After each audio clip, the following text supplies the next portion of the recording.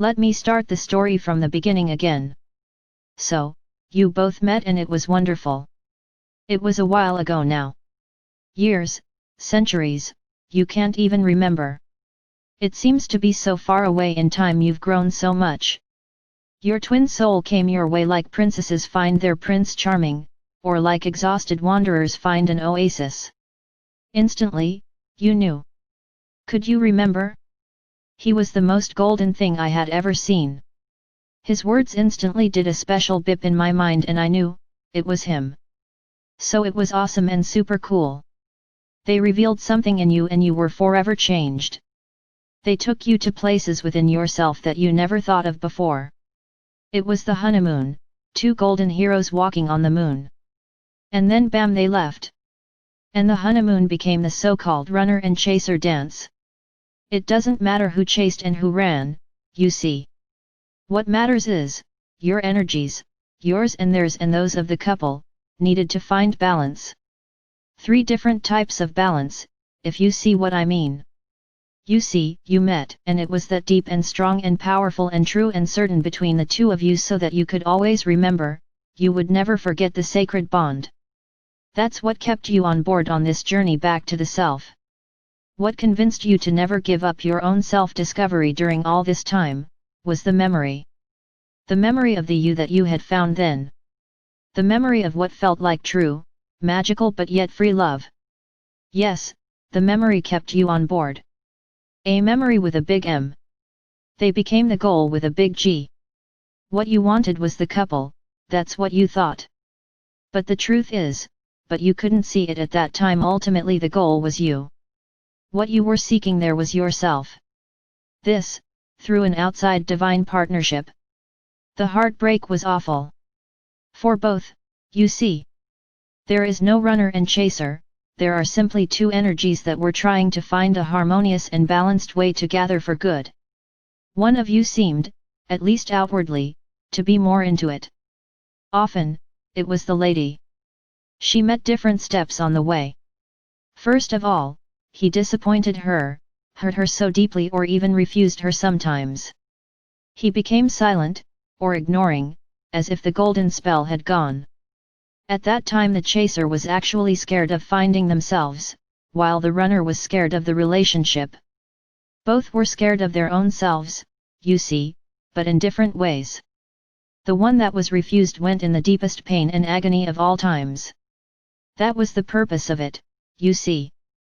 That half of the shared soul needed to dive deep as the memory of many lifetimes, as profound as all the traumas, rejection, abandonment, lack of love, lack of purpose, lack of self-love, abuse, pain that they had lived since the dawn of all times. That's how they found strength, that's how that half of the soul rose.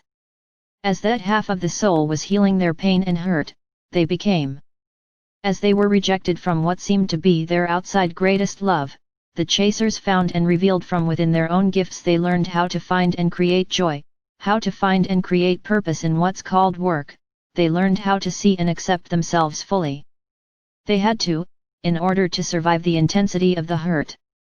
They had to become heroes and heroines, because it was the only way to overcome such a pain. In the meantime the runner was meeting their own demons, and trying to find out why they couldn't love who they wanted to love so bad. But let's go back to our chaser, because most likely it's you.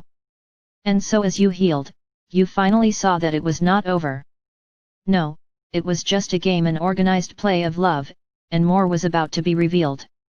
Amazingly, you forgave everything, reached out again, and felt that all the love was still there breathing, strongly and wildly like a new spring. You learned to give love freely, with no expectations, just as it came through words, and you gave energetic support too. The chaser had become strong enough to give love freely and without knowing if one day, that love would be returned back, and that was beautiful. Healing led to forgiveness, which led to a new ancient love, which led to giving freely. Now chasers are about to see that love is given, yes, but love should be received. Love should be given, yes, but not all of their hearts. There is still balance to find and implement there, again, now, as you'll see. Actually this is a new imbalance, but it could be one of the last. The twin souls' energies have gotten closer and almost merged in the higher realms. They've danced and danced, over and over, in the brightest lights of all and the darkest nights that the universe had seen, but those dances were simply, behind all that we saw, all the different games of each couples, the million possibilities, an organized play of finding balance, of reaching the balanced harmonics between divine masculine and feminine.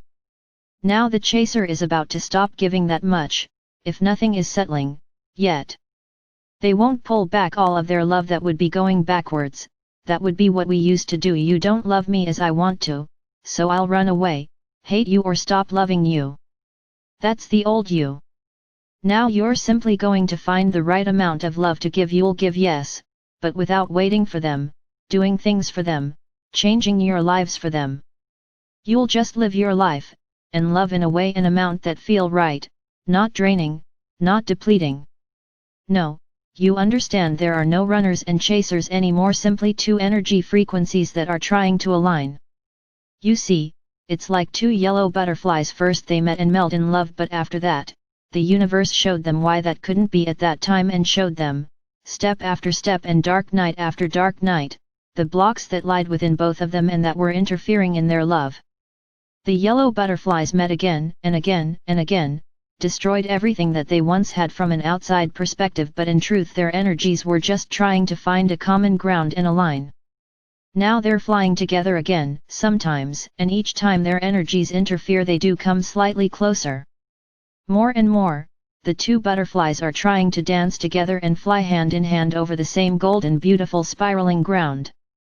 Now, it's not about pulling all the love back anymore or saying never again. It's about finding balance, day after day. Sending love, yes, who knows what could unfold, but only when they feel that it will be given back. Not because it's not free anymore, not because twin flames can't love without expectations or aren't strong enough to give without receiving, but simply because love happens when we are two, simply because in love we need to be two to tango. Blessings, Sophie Gregoire.